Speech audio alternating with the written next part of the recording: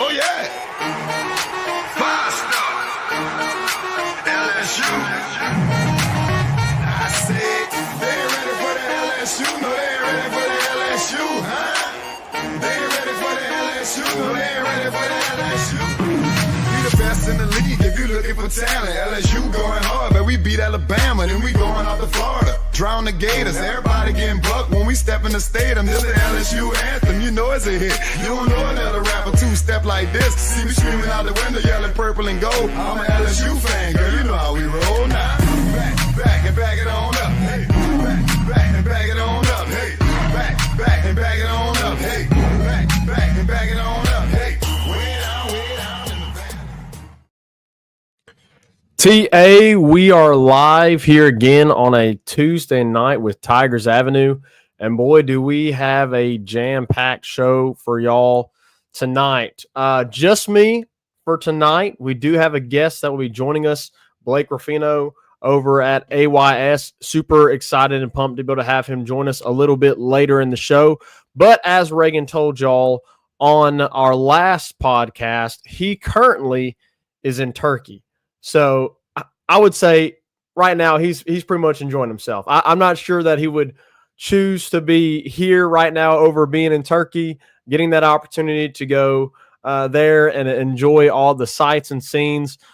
Super pumped for him and glad he's getting to enjoy that. But don't worry, he will be back with us next week on our show. So be sure to welcome him back next week. But we have a jam-packed night. Obviously, we're going to talk about all the different camp conversations, a lot of different things coming out of camp. Brian Kelly spoke with the media here recently and gave us some injury updates. We also have our offensive line and our defensive line previews, and I know that's been a hot button topic on both sides, some good, some bad, but we're going to discuss the trenches tonight, and that'll be perfect for Blake joining us, as obviously he was a former offensive lineman at Southeastern, so really pumped to be able to get to have him in here with us.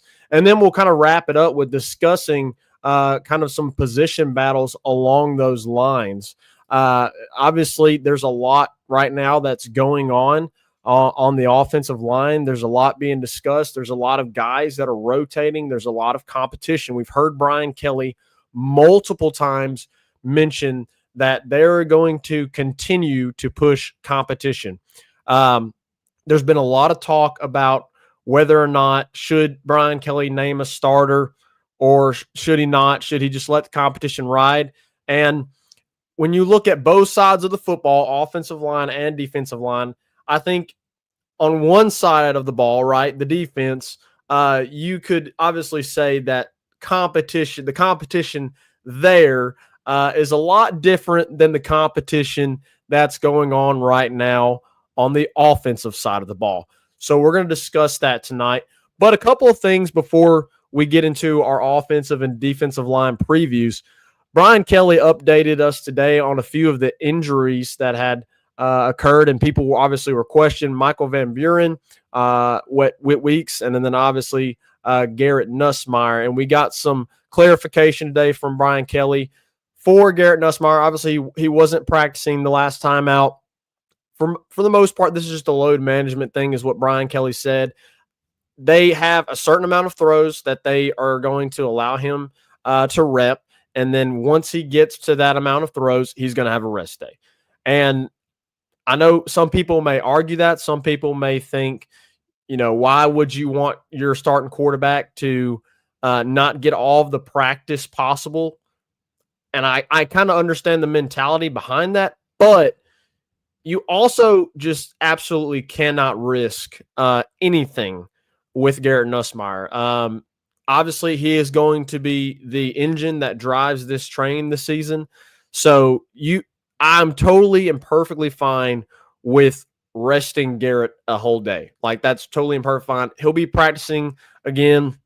And but a big reason for that, obviously, is you've got to be concerned, and we've discussed this in the podcast, you've got to be concerned with who's behind him.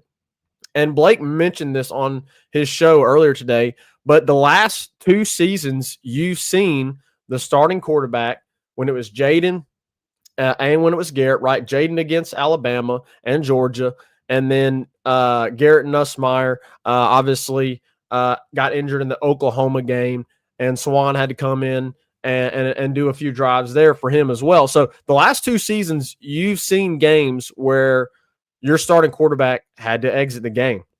And we have discussed on this show that there is a major concern about the backup, right? Because there is a lot of hype and there is a lot of expectations with this team coming into the season, right? I think majority of LSU fans are going to say that this is the team that should be in the college football playoffs, right?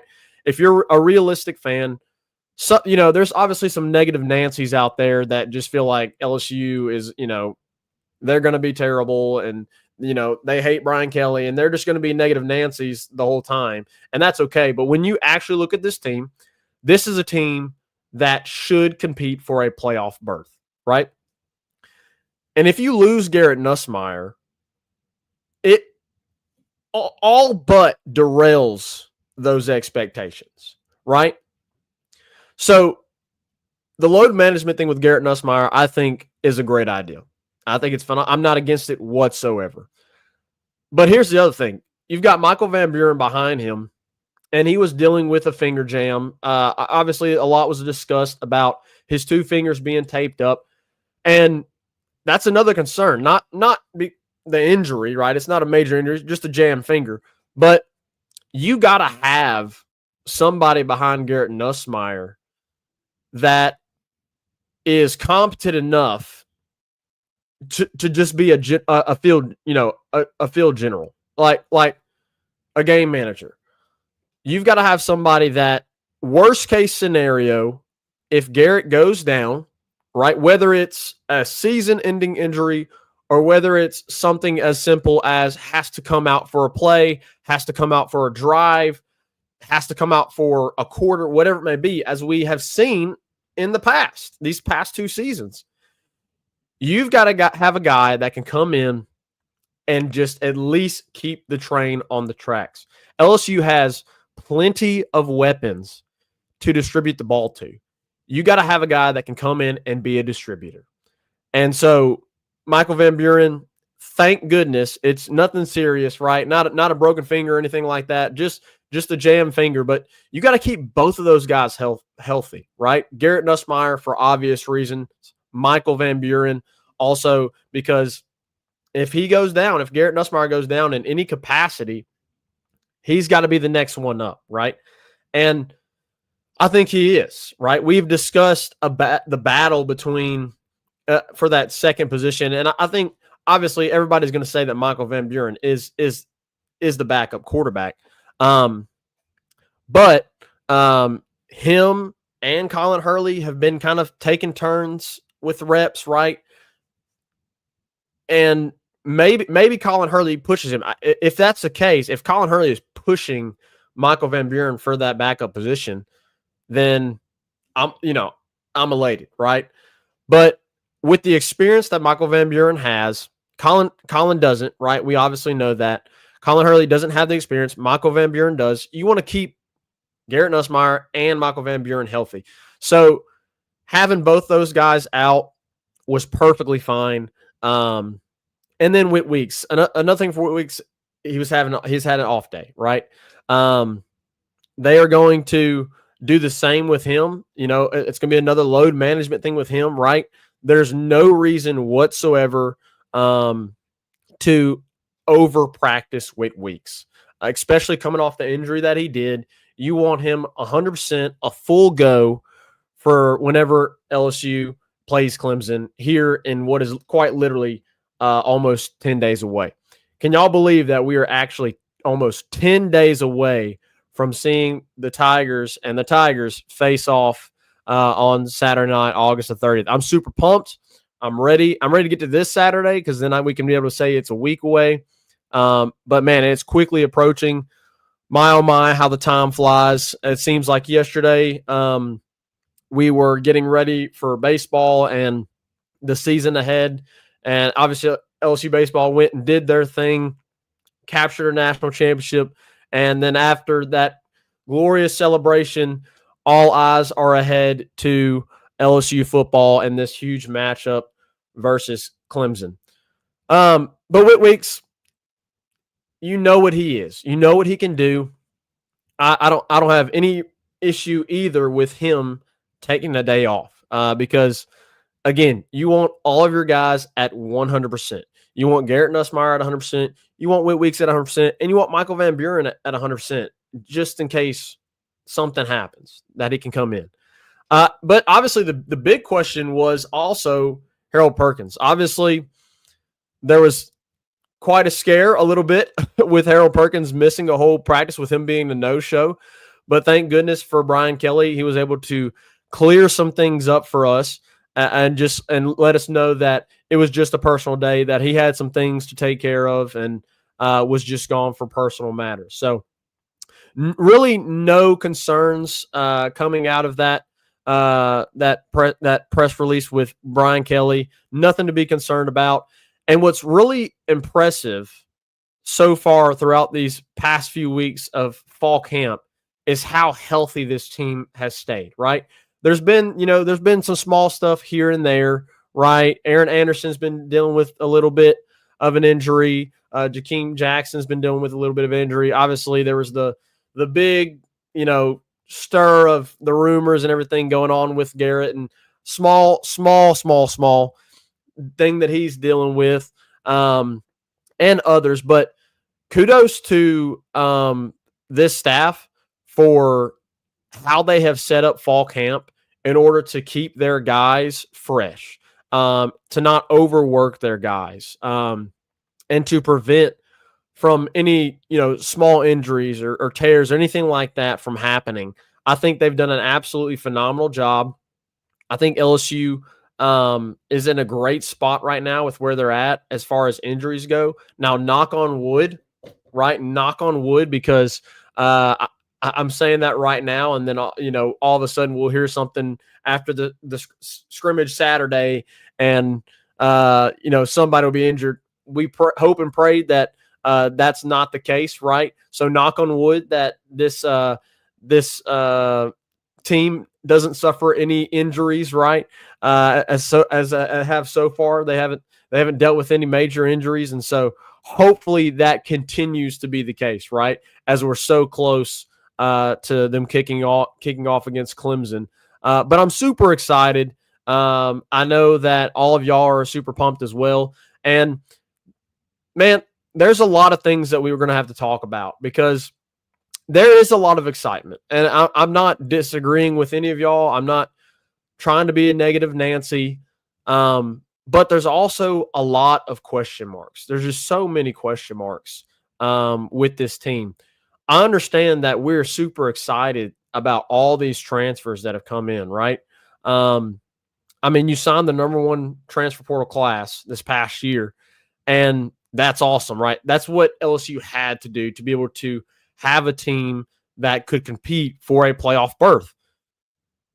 But you have to be able to realize, if you're going to look at this with reality, you're asking this team to have a lot of guys put it together in jail in a short amount of time.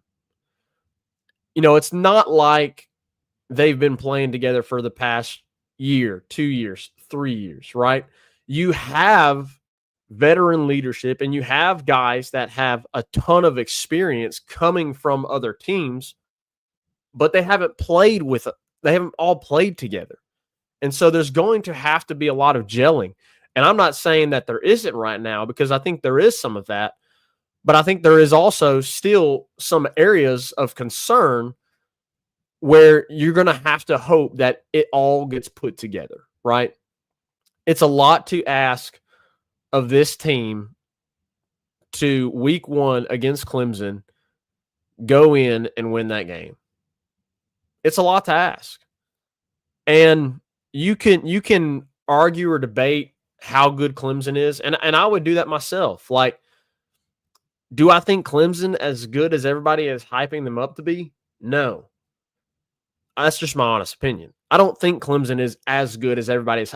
Do I think Clemson is the number 4 team in the country? No.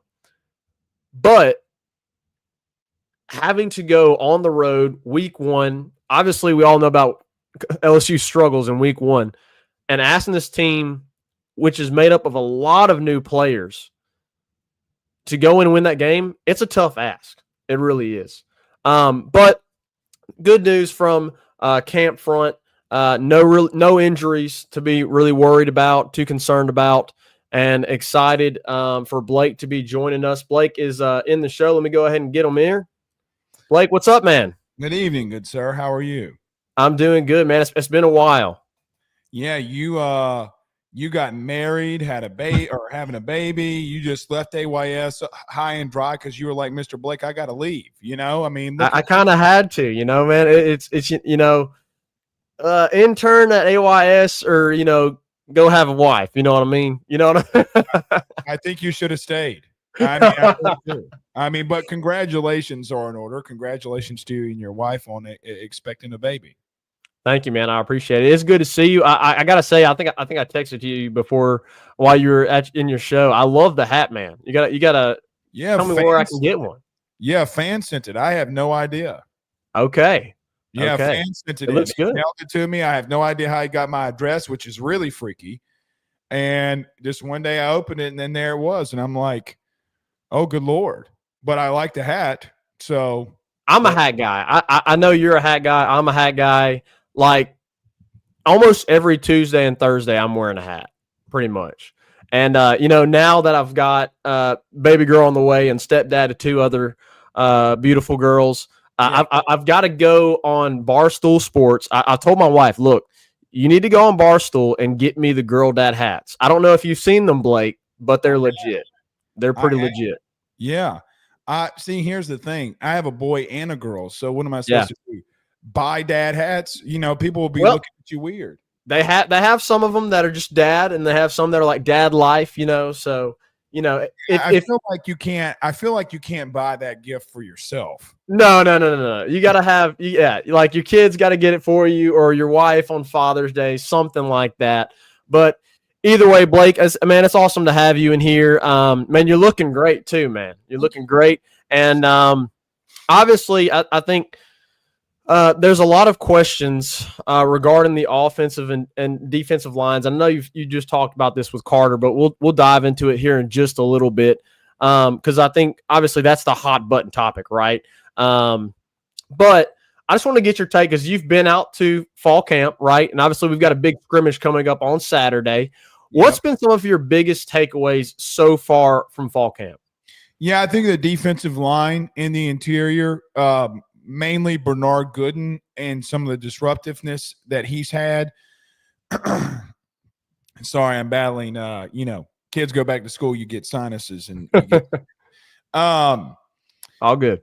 I think that the edge room has performed really well. I just think overall in your front seven, you've been really good. I think that's stood out. I think the vertical presence that you have from the wide receiver core has been pretty big. You got a lot of speed. Zach, a lot of speed. The question is, can you hold up long enough for Garrett to get the ball down there? And then probably number three, the maturity level of Garrett so far this camp. I think that there were a couple of things with Garrett. Either you were on Team Garrett or people felt like you weren't on Team Garrett. I try to portray it as I'm on team what's realistic. Yeah. I thought last year going into the season, and especially during fall camp a year ago, and this is very well chronicled, and I think, on air, off air, we've talked about this. He just turned the ball over way too much in practice. Yeah. I am not a firm believer that what you practice is what you go out on Saturdays and preach necessarily. What I mean by that is I've always been a very firm believer if you're showing it enough in practice, at some point it'll show up in adversity during games. What I think, and somebody did this on the message board, they went back and chronicled every time that I put Nussmeier interception in 2024. By this time last year was already in the double digits, okay? We've only been out there to see one. Not saying he hadn't thrown more. We've only seen one. And Brian Kelly walked out there and said, well, Perkins baited him, and it was over. I think that more or less has probably been the three big talking points for me. I know BK has talked a lot about in its infancy about how he feels really good about the offensive line. Well, then today and this week, he wouldn't have had the shakeups. So I think that there's a lot of things to talk about, but those are probably the biggest three for me. I'll ask you this question because I think this is something that is not getting talked about as much.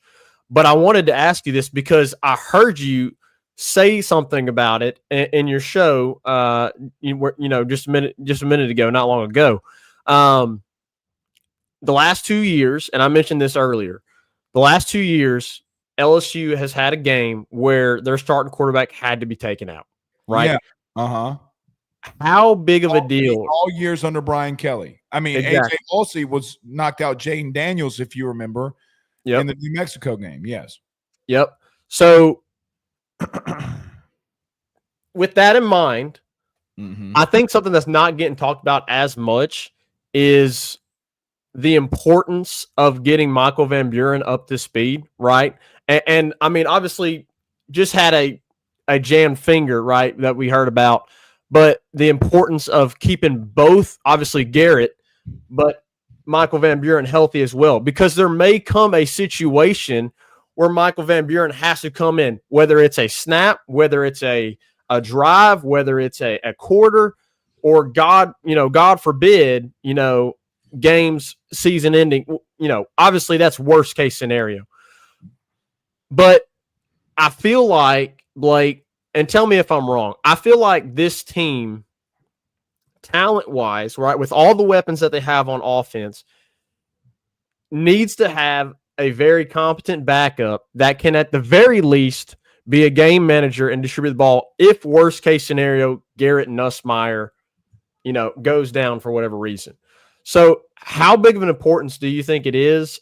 And what have you seen so far from out of Michael Van Buren? I know he's had his accuracy issues so far in fall camp, but what else have you seen from MVB? Yeah, unless you have a situation where the fan base really likes a quarterback, you don't talk about the backup quarterback. Let me give you an example. Jaden Daniels versus Garrett Nussmeier. You had people coming out of camp in 2022, oh, we think Nuss is better than Jaden. Yeah. Realistic people didn't believe that. That came to pass. Everybody, they don't get on Van Buren because they didn't go through the recruiting process with him. They didn't need him as much. We needed Jaden. Remember, we needed him to be relevant. Correct. We don't need Michael Van Buren to be relevant right now because we expect Garrett Nussmeier to be that Heisman contending guy that people believe him to be. So number one. I think he struggled. I thought he struggled during the spring. I thought he struggled the first couple of weeks, but then something happened. Garrett went down for a couple of days. I'm not just saying this to make LSU fans feel better. I think realistically, he's like, oh, shit, here we go. And he was a lot better. He made some insanely good throws. The talk coming out of last Friday when we went was, man, Michael had a Van Buren with Garrett Nussmeier getting load management, not throwing the ball, and Van Buren's in. He did really well. The thing with him is, jam finger, you put him on a pitch count. You let Colin Hurley take the less of the reps of unless he can go on Saturday. Brian Kelly said today that he'd throw the football tomorrow, and you go from there. I just don't think it's going to be a big thing that we talk about at all until it comes, until it happens. I think he's been okay. I don't think that it's been great. I don't think it's been bad. I think he's just working. And so we'll have to see. But he's much more of a leg up than AJ Swan. That is for damn sure. Yeah. AJ Swan stunk. Well, I definitely think that the quarterback room overall is a lot better this year than it was last year. But as you mentioned, right, nobody talks about it until something happens, right? Until Garrett Nussmeier, tweaks an ankle or something and has to go out for a drive or whatever it may be, right? So I think it's an important note to make. Or his helmet pops off. Yeah, or his helmet pops off, right? Imagine his helmet pops off and you've got the next play is a critical third down in a tight SEC ball game.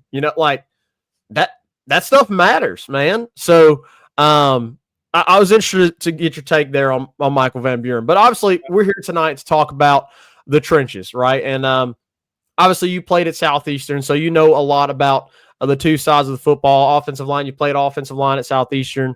You faced up against plenty of defensive lines that you had to deal with, obviously, as well. So let's knock the easy one out the way, okay, Blake? Because I mentioned earlier that there's a lot of competition on both sides of the football when it comes to lines. But here's the thing.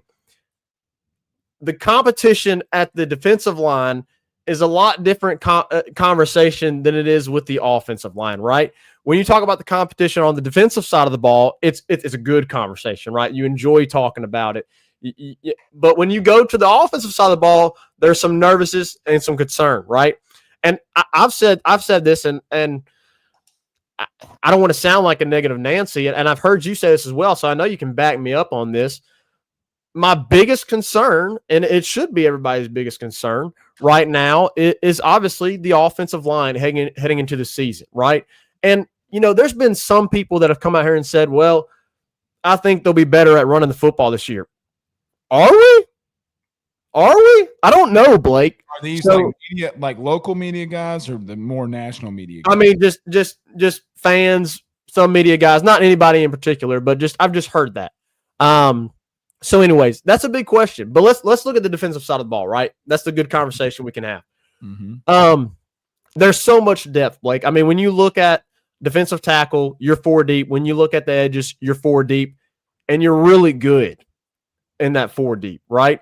Are you surprised that so far throughout fall camp you've seen Jack Pyburn and Gabe Relaford over guys like Patrick Payton and Jamari Butler? No. If you watched our show during the spring, I mean, even then, the player for spring for me of all 85 guys was Gabe Relaford. Yeah. I do feel a little bit vindicated now that he's beaten those guys out to some extent. Yeah. That my eyes still are okay and I don't need to go get glasses. But there's a couple of things that I want to point out here, Zach. There's the ultimate question. Is the offensive line just bad? And that's why the interior of this defensive line has been that good? Yeah. Or is your interior defensive line that good? I do think you can be that good at edge. Gabe Relaford might, when it's all said and done, be the best player on this team. Like, he's got that level of talent. And that's with Garrett. That's with all these receivers. That's with everything. I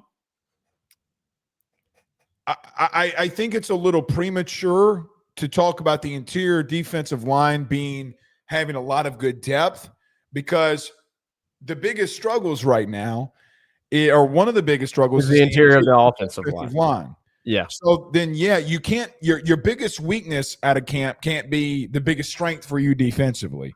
Yeah. It either can be one or the other. Yeah. So that's number one.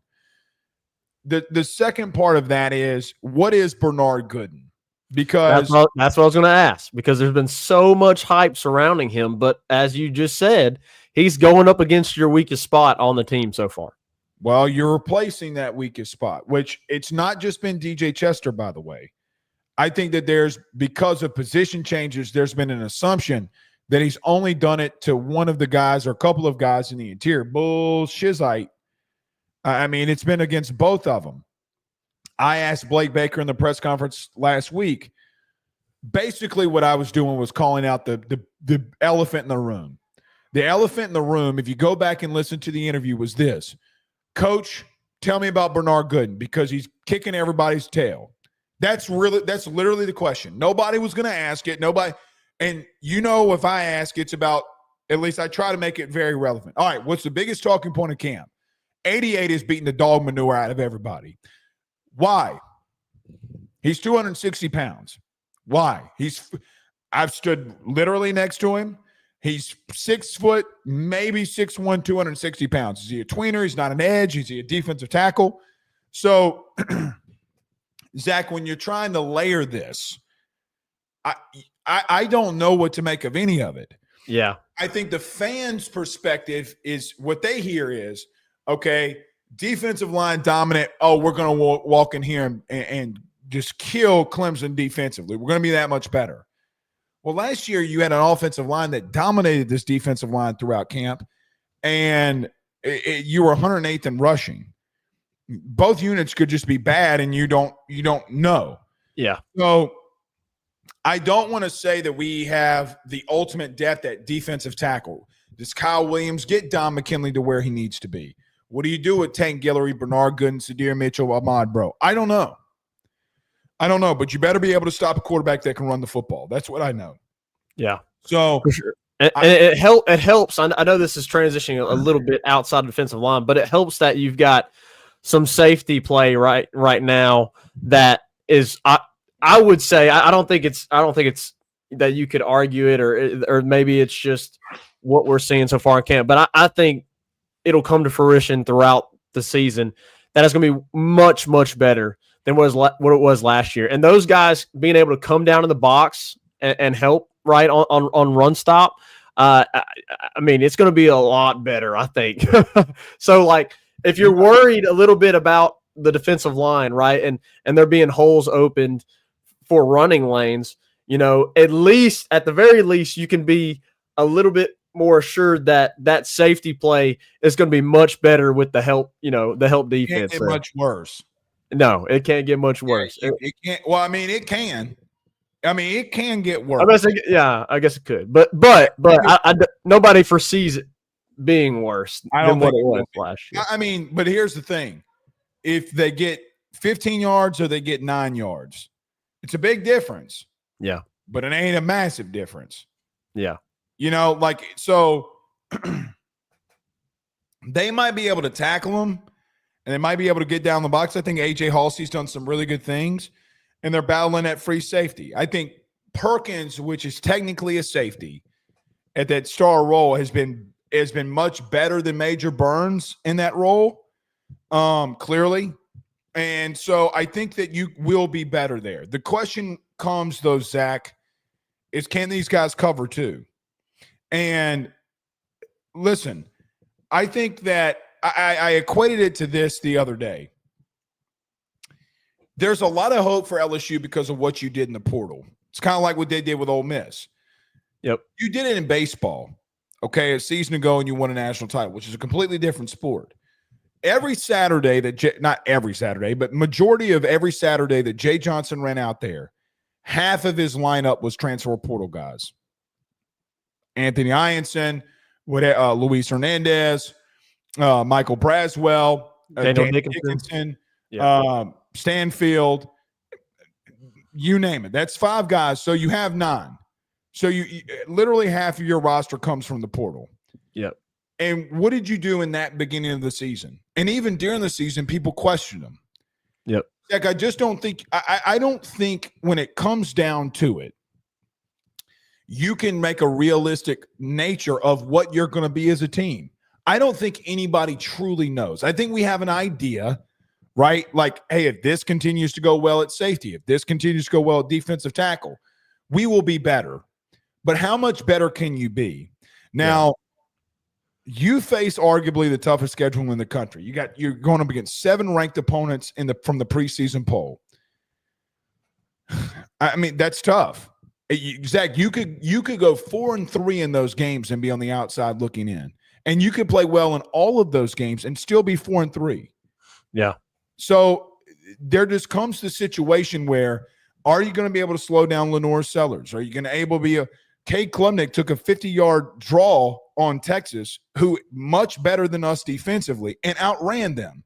Did it against South Carolina. So, Zach, I want to be bullish defensively, and I want to be positive on it. But there also comes a question of you're going against yourself. Some of the calls. Garrett goes up to the line and says, Seattle hot, Seattle hot. Well, they know that it's a pass, and they start bailing out. So there's a lot of things that you can take into this, but I don't know. And I think for me, when you look at this entire camp defensively, the biggest thing is that I just don't know. I think they're going to be good.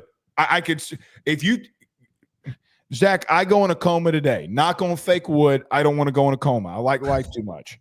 But let's say I go in a coma, and on December the 2nd, I wake up. if you come to the hospital and you say, Blake, we're 10-2 and in the playoff, defensively, they carried us early, I'd say, yep, makes sense. If you come and the other thing that you could say would be, Blake, we win 8-4. Yep. I mean, because you just don't know. Because there's too many question marks in regards to bringing in all the new players and everything. That's what I was saying right before you came on. Like, it's a tall ask for those guys to come together that quickly week 1 against Clemson. And look, they might. I mean, they did it all. Yes. I mean, Ole Miss had the best defensive line in the country last year. The best. It's not an opinion. They number 1 rush defense, number 1 in sacks, number 1 in havoc rate, number 1 in pressures, number 1 in quarterback hits. They led every metric. They couldn't run the football. Sound familiar? Does it sound familiar? Ole Miss and South Carolina in the beginning of the season are out of the playoff because they can't run the football. I mean, there you go. And that's a good transition here to the offensive side of the ball, which is I think there's a lot of fan hope that the rush attack for LSU is going to be much improved. And to be honest with you, Blake, I just don't know if I see it, right? Like, you lose a unit that was together for virtually 3 years playing together, and you couldn't run the ball then with those guys. Great in pass protection, but they couldn't run the ball then, right? And I understand that some of that is scheme, right? But another part of that is just dudes being dudes and beating out the guy from across from you. I mean, that's no push. Yeah, no push. So you're going to tell me that you replace your entire line and we're going to be better? I don't see it. I just don't. And that's going to be tough for LSU. Now, is the talent there? I think there's some good talent there, right? Do some of those guys have high ceilings? Of course. But is it going to be jailed by week 1? The answer right now is no, because you don't know what you're doing right now at right tackle, and you don't know what you're doing right now at the guard spots. I mean, you just don't. And I'll ask you this question, Blake, because I heard you mention it on the show, and I want you to maybe reiterate some of that here for Tigers Avenue. Why is Carius Kern not kicking inside at all? I have no idea. Like, I have no idea. I don't understand that. Like, you have Paul Mabenga, who had some experience last year, but was not great for you on the inside. DJ Chester wasn't great for you on the inside, right? I mean, just to rudely interrupt you, I don't think Josh Thompson's been great either. I think that what's happened here is Josh Thompson comes in and we're like, we can't say anything negative about him. We just assume that he's going to be good at right guard. That hadn't been Bernard Gooden whipped him 3 times in 11-on-11 periods and got tackles for loss. Caleb Jackson got the football and got tackled immediately. Yep. He swam moved Josh Thompson 3 times. These eyeballs, I mean, speaking of eyeballs, Bernard Gooden was balling like an eyelid. Okay? That's a Wayne reference for you. But, I mean, I'm telling you. So we look at left guard, all right, okay. I mean, it ain't – Zach, it's not just one person. Everything's getting put on DJ Chester, which is a disservice to DJ Chester. Yeah. Yeah. There's other guys that are rotating in there, and it's not been good so far. No, it hasn't been. And they've kind of locked us out the last week, which isn't necessarily normal. We get the scrimmage on Saturday, and I'm grateful for that. But again, Zach, when you talk about the offensive line, you asked a question. So let's get to the question in the room. You're 108th in rushing. Everybody keeps saying 107th. You weren't 107th. You were 108th. Let's get the statistic correct. You were 108th in rushing. Okay. Even if you were 107th, it doesn't matter. Both are terrible. Both terrible. Let's think about this. You were 128th out of 133rd teams against ranked opponents running the football. 128th. Yep. So there are a couple of things that got to come with it. Number one, I think you got to do extensions of the run game and just give Caden Durham the ball out in the flat and say, go get 3, 4, 5, 6 yards. He's proven that out on the outside. He's been great. You can do that. You got to get some wide receivers screens in there. You got to get yards on first down. You can't keep going 2nd and 9, 2nd and 10. I do think you got to be creative in the run game. If that means that Garrett Nussmeier's got to run a draw. If he doesn't want to get hit and he does some of the things like he did last year, he gets up limping, take him out. I mean, people don't want to hear that, but that's the truth. Okay, you hurt? Come on. Van Buren, go in there. Go. I mean, you got to get to a place where Brian Kelly did this at the end of the year. He got a play sheet, and you just started running the football. You had the ball for 40 minutes against Florida. You ran the football. You should have won that game. It's the most bass-ackwards thing you've ever seen. But the commitment to it has got to be a big thing too. And you can't abandon it like you did against A&M. You abandoned the run. So the truth is you've been out-physicaled. That is the truth. That teams have punched you in the mouth. You've been too soft. Are you going to stand up and keep taking it? Yeah. That is the big question. So I know obviously that, there is what will eventually happen, what fans think. I want to know not what necessarily you believe they're going to run out there against Clemson. But what I want to know, Blake, is from your own 2 eyeballs, right, from watching in fall camp so far, from what you've seen, if you were going to line it up left to right, from your own 2 eyeballs, and you were making the decision, who are you going with? Tyree Adams. I would say Carius Kern, but I hadn't seen him there. So why would I put him there? Yeah. Maybe Kern. I would still go DJ Chester over Paul Mabenga. He does have the experience, right? It wasn't great. Like the performances weren't great, but he's got the experience. Or Paul Mabenga. It doesn't really matter. Moore, Thompson, and Weston Davis. There you go. Based off of what I've seen. Now, I hadn't seen Carius Kern at right tackle. I hadn't seen him at left guard. I've seen Mabenga, and I guess we'll see. And I mean, it almost feels like if you wanted to see Kern there on the interior, it almost feels like at this point in fall camp, like you're kind of too late. Yeah, too late. You're too late. Yep. So what I'm with you, because I think if you kick him on the inside, I think it would be better, right?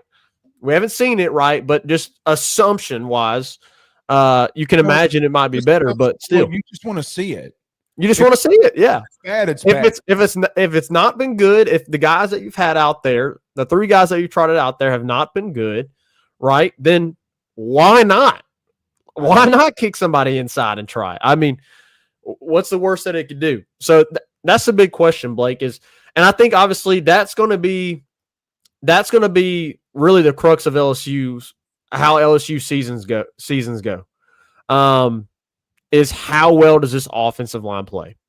How well do they play? Revert to his turnover ways. It's another one because does Joe Sloan help out as quarterback?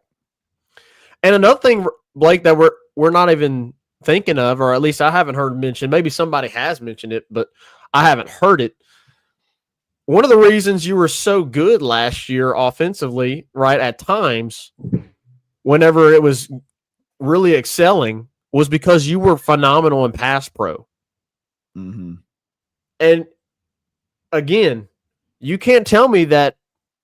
I mean, maybe I'll just be shocked and maybe I'll just be dead wrong, but you can't tell me right now that this offensive line is going to be better in pass pro than last year's team. No, I can't. Like Garrett Nussmeier, is he going to have enough time as he did last year in the pocket? No. Yeah, that's what I'm saying. He's going to have to take off. See, he can predicate that on himself. Yep. He can do – you know why teams stopped rushing Joe? Because he took off. Well, not only that, because he made them pay. Yep. He made them pay. And they ran a 3-1. Teams were running a 3-1. What was it? 6 defense. 3-1-6 defense. They sent 3 guys after him the entire time. 3. And he still embarrassed them.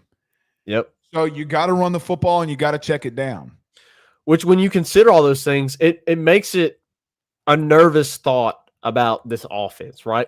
Because we know about the weapons. We know what Garrett Nussmeier can do whenever he's not turning the football over. But when you consider not being able to run the football last year, and you consider having to replace an entire unit that was phenomenal at pass pro and gave Garrett Nussmeier the time to make all those plays, it makes me nervous, Blake. It really does. And hopefully we're proven wrong as the season progresses. We'll see, right? I mean, it's just like you said, we don't know. So we're going to have to find a lot of those things out. Blake, there's one other thing I want to ask you before I let you go. One other thing, okay? To flip back on the defensive side of the ball, not discussing the defensive line, because I did hear you mention this on the show. Mansour Delane seems like he's pretty much locked down one corner spot, right? Yep. And I know that there's the assumption that Ashton Stamps will be that other guy. But I have been of the thought that by end of season that he could very well be passed up. Because I don't know if you saw something differently than I did, but last year I saw Ashton Stamps get beat a lot. And maybe that's – what'd you say? Everybody got beat. Everybody got beat, right? Yeah. So I'm just curious, but I see the potential in PJ Woodland. I see the potential. Obviously, there's potential with DJ Pickett. Everybody talks about DJ Pickett, right? High ceiling, all that kind of stuff. Jakeem Jackson's there as well. Ashton Stamps has the experience, but I think he's going to get pushed really well. And you've mentioned that already here in fall camp. They're still rotating guys there at that opposite spot. Yeah, I mean, I don't think Stamps has been bad this camp by any means. They're just rotating everybody in and out. Stamps has been good. He's had some really good situations. So as PJ Woodland, I'm not comparing these two players, but just stay with me. Okay. We saw Derek Stingley get roasted by Devonta Smith twice. It's true. Doesn't make him less of a probably the best corner in all of the NFL. I think what's happened with Ashton Stamps is we haven't given him the time to develop. What we've done with him is say, hey, we're so bad there, we got to throw you out there when he was not ready. That's true. And so we get a bad connotation of a young player because we did not have the depth. I mean, you went and got Denver Harris. Ashton Stamps shouldn't have started. Former 5-star corner, should have been the guy last year. Hell, for all we know, should have been a guy for you this year. And he flamed out because he just couldn't get out of his own way, regardless of what media said. He just could not get out of his own way. Yeah. So then you have to throw out Ashton Stamps. You had to throw him out there last year, which I thought he had a really good game against Trey Harris. But even in that, I don't think that his safeties gave him any help. I think that there were a couple times like the fade against Florida. I mean, Brian Kelly chews out Sage Ryan because he's supposed to be over the top, and it's a cover 2, and Ashton reads it that they're going deep, and he tries to recover and make a play, and he can't. And it looks like it's on Ashton. Well, the other side's running cover 2. He tried to make a really good play, and the safety's not there. Sage isn't there. So I think he's had a good camp. I think they're trying to force DJ Pickett in. They're trying to force that square peg in that round hole because they think he's going to be really good. I don't think you can run him out there a lot against Clemson. Not right now. I would agree. Yeah. He has gotten beaten a lot. Xavier Thomas got him. Chris Hilton's gotten him. Everybody in that starting rotation has gotten him. It'd be another Ashton Stamps situation from a couple of years ago. It could be, but I think DJ's got a long leash, and he's going to play against Clemson. So, again, I just get to a point in time where I say, I think everybody's trying to discredit Ashton and what he's done based off of what's happened in the past, and I don't think it's fair. I mean, you got to give kids time to develop. this is another thing. People hate the portal, but you wouldn't care. Some of you wouldn't care if Ashton Stamps hit the portal because you would be saying to yourself, oh, well, he gave up a lot of plays. Well, then you can't talk about development inside your program. I think PJ and Jakeem and DJ, along with Stamps, have pushed for that other role. When they go, I'll tell you this, when they go into their nickel, like their pass nickel, instead of, because their base nickel is Perkins at star, right? Yeah. When they go to their coverage nickel, Mansour's been going to the slot, and 2 other corners have come in. Nobody's taken that role. I mean, they're rotating so many guys in there. And BK addressed this last week. Hey, man, I don't know. I don't know. We're just going to continue to roll them out there and see who wins it. Nobody's won it. That's been what the situation has been. So I think that there's a lot of talent in that room and a lot of competition. Whoever takes it, takes it. I mean, PJ Williams made more plays than any of them combined. Yeah, I'm really high on PJ. Well, I mean, we'll see. I mean, he's also been very handsy. He's also obliterated some dudes. Yeah. But I'd rather you be handsy, like me on my wife, versus you giving up long touchdowns. I mean, so we'll see. We'll see. I mean, we'll see the other corner spot. I mean, I think here's what I truly believe. I said this last Thursday, so stay with me. I know I'm long-winded on this, but I came out in my biggest segment of the show and said, you're about to start. Look, they can't, unless shit's going haywire, they got to start playing the guys that they think they're going to start. Yeah, I agree. You don't have a choice. No, they don't have a choice. Yep. Okay. We kind of got pushed out. You're 10 days out. I mean, you got to. So we were supposed to be there today for a full practice. We weren't. Brian Kelly graciously said, hey, y'all want to come? Come on. You ain't coming Tuesday. Come to the scrimmage. You can't hide it now. If you can't hide what we're going to see. So correct. I think you'll see a lot of things that maybe we didn't see. And maybe the tone starts to change the week going into Clemson. Because here's the truth. We're speculating. And listen, there have been some reports out there, and I'm not calling out any names. I've seen the reports, been sent the reports. Some of these guys have not been to a practice. So they're speculating, or sources are telling them who they want. The truth is, they don't know what their offensive line is going to be. They feel really good in their front seven. They don't have a second boundary corner because everybody's battling, and they're battling that receiver. Outside of Aaron Anderson, everybody's battling. Yeah. I mean, it is a good thing. It's a good situation to be in, though. Don't be scared of competition. Just because your team's got competition, it's not a bad thing. It's a great thing. Correct. And Reagan mentioned that in our last show, right? In true passer form, iron sharpens iron, right? So I think that's a little bit of what we're seeing right now. You know, especially on the defensive side of the ball. Tell Pastor that I'll get in a biblical war with him. Biblical for biblical. Okay. There you go. Well, he's in Turkey right now. He says that it's a mission trip, but they're in some 5-star. The only resort. turkey is in is a Thanksgiving turkey. That man ain't in a turkey. There you go. Exactly.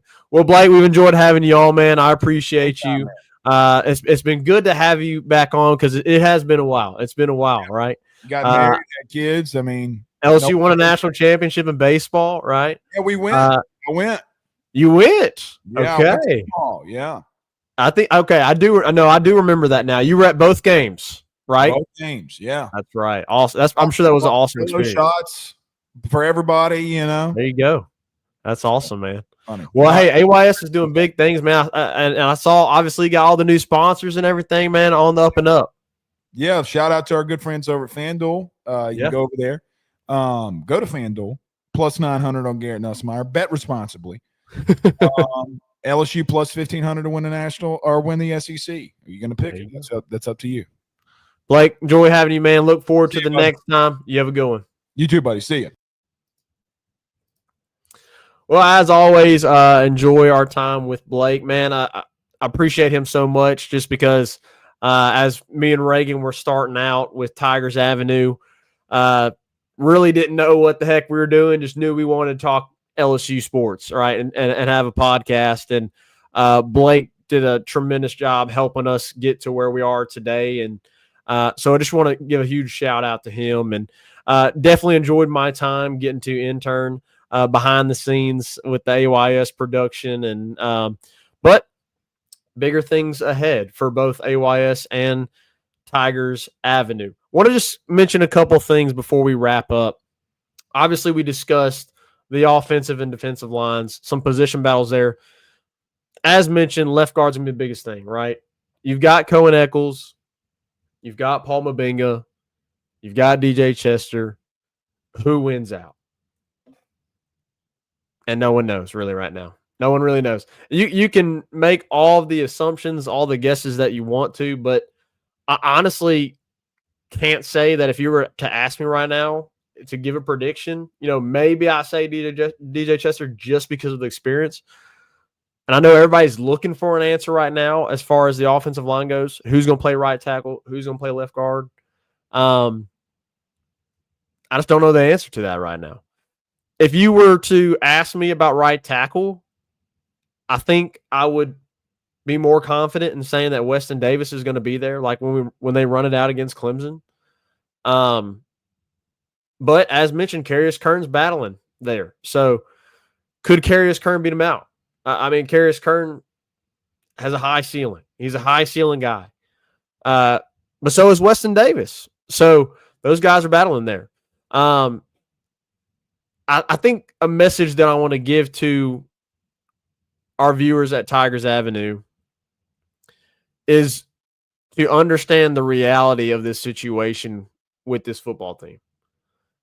And the reality is, as we've discussed all night during the podcast, there's just a lot of unknowns. There's just a lot of question marks. There's a lot of we don't know until we find out, right? You don't know what you don't know. And so we can debate, we can argue, we can assume all that we want. But really none of that matters until August the 30th when the Tigers go head-to-head. And we'll be talking about it here in the Tigers Avenue. Let me get to a couple comments here. Before we do, I'm going to take a quick break, and then we'll get back and hit all of your comments. If you're in here, appreciate all of y'all joining. Please be sure to hit the like and share. Throw in your comments there, and we'll be right back after this commercial break. 5-Star Hero, your intro and outro music for the Tigers Avenue show. They ain't ready for that LSU. Go check out all his other music on all the major platforms. Don't forget to follow him on Instagram at Saints Anthem and at Twitter at One Nation Doty. Don't forget to check out his Facebook page for all his Saints and LSU merchandise. Can't get any better than Sarah Klein Stevens, attorney at law. Her firm focuses on the needs of the elderly and maintaining their dignity throughout the process. Here for you, here for your family. Sarah Klein Stevens, attorney at law. Stop by to try Fulton's newest drive-through coffee shop, The Well Coffee Co. for all of your coffee needs. Iced, hot, blended, however you like your coffee, we got it. You don't like coffee? Try one of our Red Bull infusions. Maybe you want something else? Try a smoothie of different flavors as well. We'd love to see you at The Well Coffee Co. Monday through Friday right now, 6 a.m. to 2 p.m. The Well Coffee Co., John 4:14. Right back at it in the Tigers Avenue. Ryan's in here with us. He says, "What's up, Pasta?" And wait, what? Never mind, he's turkey hunting. No, he's not turkey hunting. But I don't even know if Reagan would go turkey hunting, to be honest with you. We've never been big hunters. We never were raised that way. I think I went hunting like twice, maybe. So anyways, but yeah, look forward to having Reagan back with us next week. We will be previewing all the skill positions. So y'all be back next week. We'll be talking running back. We'll be talking wide receiver. We'll be talking tight end. And obviously, really no need to discuss quarterback. I think we all know what's going to happen there. But we will discuss running back, wide receiver, and tight end. So it's going to be a packed show next week with Reagan back with us and discussing all those players. Obviously, there's just so many dudes on the offensive side of the ball that could play major roles for you this upcoming season. We'll be discussing all of that next week. Reinhold says, let's savor this week and pray for the success of the Tigers and for forgiveness of the sins that we will be committing from now until January. There you go. Lucian's back in with us. He said Weeks is just a freak. Yeah, I mean, no reason to throw him out there and just continue to over practice him when there's really no need. We know what Weeks is by this point, and expect him to be a full go. TT's in here, so what's up? Ryan said, I'm going to need to see BK and this team go 1-0, win 10 regular season games for me to get excited. Yeah, that's the expectation. And I think a lot is riding on this team, right? But as Blake mentioned, if you were to ask me, could LSU go 8-4 this year? I'd say yeah, because of all the questions that we've just discussed. Especially at offensive line. So, I mean, if you're not good at offensive line, you're really putting yourself behind the 8 ball. And right now, there's a lot of questions surrounding the offensive line. Are they going to be good? That's to be seen. Let's see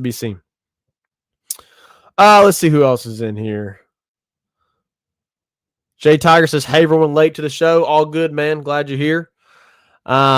Keep joining us. We will be back next Tuesday at 8:15 p.m. Central. Ryan says, just go 1-0. Just go 1-0. Tyler Townsend, what's up with Tank? I'm not really sure what you're asking there, Tyler. As far as I know, Tank's good. I think there is some load management there as well, like they've had with Perkins and Garrett. I think there's a little bit of load management there, right? Coming off the ACL. So I think Tank's going to be a great contributor for you this season, right? Regardless if he is the first guy out there or if it's a rotational piece, Tank's going to be good. I expect Tank to have a great season for you. So anyways. All right, guys, I think that is all for tonight. Appreciate all of y'all joining. If you haven't yet already, please share the show. Go like us on Facebook.